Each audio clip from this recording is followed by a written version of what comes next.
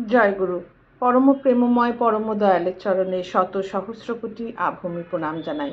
আপনাদের প্রতি প্রত্যেককে আন্তরিক আনন্দিত জয়গুরু জানাই। আজকে একটি কঠিন বাস্তব নিয়ে আলোচনা করব। বাস্তবে অনেক সময় দেখা যায় কেউ যদি কোনো বিষয়ে এগিয়ে যায়, সে হয়তো অনেক পরিশ্রম করে কোনো কিছুতে ভালো হলো, কিন্তু তখনই দেখা যায় যে আশেপাশের লোক তাকে হিংসা করে, ঈর্ষাপরায়ণ হয়। বহু পরিশ্রম করে হয়তো আমি একটি জিনিস লাভ করেছি, সার্থকতা অর্জন করেছি, কিন্তু দেখা যায় বিনা কারণে আমার বন্ধুস্থানীয় পরিবেশের অনেকেই, এমনকি পরিবারেরও অনেকে আমার সাথে হিংসা করছে, ঈর্ষাপরায়ণ হয়ে অন্যরকম ব্যবহার করছে। তখন আমার কি করণীয়, এই কথাগুলি মাঝে মাঝেই মনে আসে। ঠিক এই রকমই একটি প্রশ্ন একদিন প্রভাত দেদা শ্রী শ্রী ঠাকুরকে জিজ্ঞাসা করেছিলেন।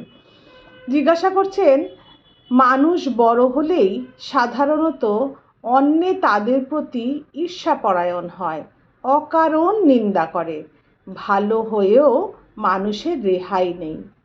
শ্রী শ্রী ঠাকুর বললেন, ঈর্ষা যাদের স্বভাব তারা ঈর্ষা করবেই, কিন্তু অন্যে তোমার নিন্দা করলেও তুমি তাদের নিন্দা করো না।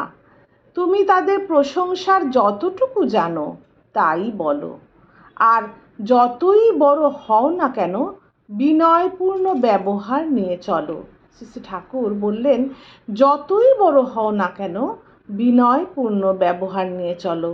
ক্ষুদ্রাদপি ক্ষুদ্র যে, তাকেও বিহিত শ্রদ্ধা, সম্ভ্রম ও মর্যাদা দেখিয়ে চলো। তোমার ক্ষমতায় যতখানি কুলায় প্রত্যেকের ভালোই করো, ভালোবেসো প্রত্যেককে। এতে দেখবে ঈর্ষা করেও তোমার কিছু করতে পারবে না। মানুষ আস্তে আস্তে সবই বুঝতে পারবে।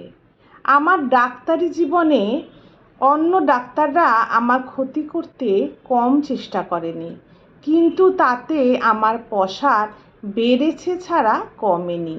বরং যারা অযথা নিন্দাবাদ করছে তাদের ওপরেই মানুষ চটে গেছে।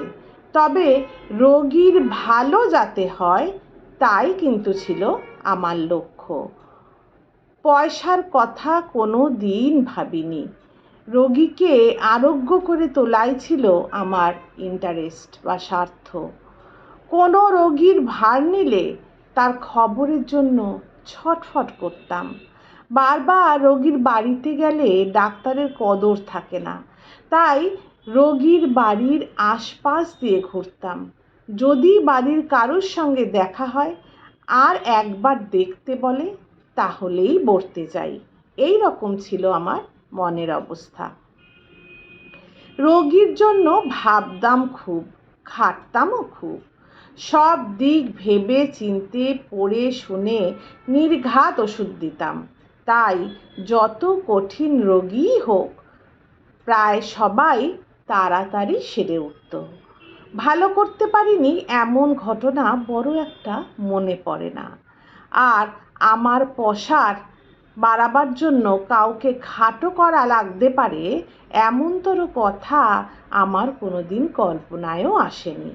আমি বুঝি মানুষকে বড় করা মানে বড় হওয়া, আর খাটো করা মানে খাটো হওয়া। তবে অকারণ অত্যাচার ও ষড়যন্ত্র যথেষ্ট হয়ে থাকে। শ্রী শ্রী ঠাকুর নিজ মুখে বললেন, তবে অকারণ অত্যাচার ও ষড়যন্ত্র যথেষ্ট হয়ে থাকে। সত্যের প্রতিষ্ঠা যারা করতে চায় তাদের শত্রুর অভাব নেই।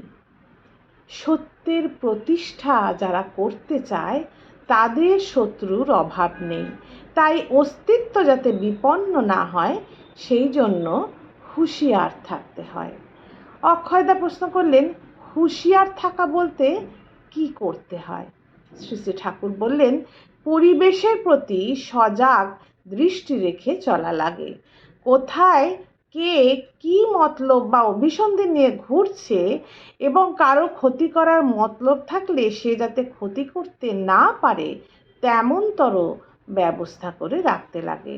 আপনি ভালো কাজ করলেও অসৎ প্রকৃতি সম্পন্ন ও অসূয়া পরবশ যারা, তারা কোনভাবে তা ব্যাখ্যা করবে এবং তাদের কোন প্রবৃত্তি আহত হওয়ার ফলে তারা কি বাঁক নেবে, এটা আঁচ করা চাই এবং আঁচ করে তার প্রতিকারের জন্য প্রস্তুত হওয়া চাই। শয়তানি বুদ্ধির দ্বারা অভিভূত হওয়া ভালো নয়, কিন্তু শয়তানের ক্রিয়াকলাপ সম্বন্ধে অজ্ঞতাও নিরাপদ নয়, তাতে বেঘোরে পড়ে যেতে হয়। শ্রী শ্রী ঠাকুর বললেন যে শয়তান যাতে আমাকে অভিভূত করতে না পারে, আমার মতের উপর যেন তার মত প্রতিষ্ঠা করতে না পারে, আমাকে যেন তার আয়ত্তায় নিয়ে নিতে না পারে। কিন্তু তাই তিনি বললেন শয়তানি বুদ্ধির দ্বারা অভিভূত হওয়া ভালো নয়, কিন্তু শয়তানের ক্রিয়াকলাপ সম্বন্ধে অজ্ঞতাও নিরাপদ নয়, তাতে বেঘোরে পড়ে যেতে হয়। তাই ভালো মন্দ এই দুই সম্বন্ধেই পাকা বুঝ থাকা চাই এবং মন্দকে প্রয়োজন মতো নিউট্রিলাইজ বা নিষ্ক্রিয় ও ইউটিলাইজ বা কাজে লাগানোর কৌশল আয়ত্ত করা চাই।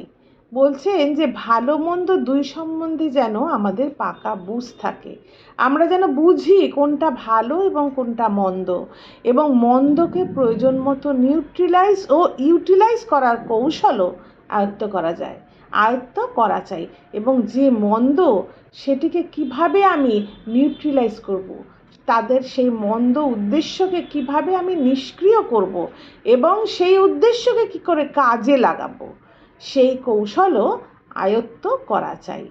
আমি ভালো করছি, মানুষ আমার খারাপ করবে কেন, এই ধারণা কিন্তু ভুল। কেননা সমাজে দেখা যায় ভালো করলেও যে ভালো করে তার খারাপও মানুষে করে। তাই শ্রী শ্রী ঠাকুর বলছেন আমি ভালো করছি, মানুষ আমার খারাপ করবে কেন, এ ধারণা কিন্তু ভুল। ভালো করা সত্ত্বেও দুষ্ট প্রকৃতির লোক খারাপ করে ও খারাপ করবে। টেক ইট ফর গ্র্যান্টেড, এটা নিশ্চিত বলে ধরে নেবেন। এটা ধরেও নিতে হবে এবং সঙ্গে সঙ্গে ব্যবস্থাও রাখতে হবে যাতে খারাপ করতে চাইলেও খারাপ করতে না পারে।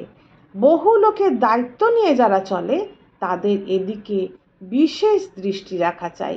তাছাড়া আপনি হয়তো ভালো মানুষ, ভালো উদ্দেশ্য নিয়ে ভালো কাজই আপনি করতে চান, আপনার হয়তো 10টি হ্যান্ড বা সহকারী আছে, তাদের কে কোথায় কার সঙ্গে কি ব্যবহার করছে, কে কিভাবে কোন কাজ করছে, সেগুলি যদি আপনার নখদর্পণে না থাকে এবং তাদের যদি আপনি বাগ মানাতে না পারেন, তাহলে কিন্তু তাদের দোষেও আপনাকে দুর্ভোগ ভুগতে হবে, অথচ আপনি হয়তো তার কিছুই জানেন না। এইভাবে উদরপিণ্ডি বুধোর ঘাড়ে এসে পড়ে। অবশ্য আপনার হ্যান্ডস বা সহকারী যারা, তাদের দোষ ত্রুটির জন্য আপনাকে দায়ী করা কিছু অস্বাভাবিক ব্যাপার নয়। তাই ভিতর বাহির উভয় দিক সামাল দিয়ে চলতে হয়। খুব গুরুত্বপূর্ণ কথা। তাই ভিতর বাহির উভয় দিক সামাল দিয়ে চলতে হয়, সব দিকে নজর রেখে চলার অভ্যাস করতে হবে। দয়াল এই বললেন যারা ঈর্ষাপরায়ণ হয় তাদের প্রতি আমাদের কি করণীয় এবং সমাজে যারা অন্যের ক্ষতি করে তাদের প্রভাব থেকে নিজেকে কিভাবে প্রভাবমুক্ত রাখতে হয়, এই সম্বন্ধে এই দয়াল আমার এই কথাগুলি বললেন। আজকে ইষ্ট প্রসঙ্গ এতখানি থাক। জয় গুরু, বন্দে পুরুষোত্তম।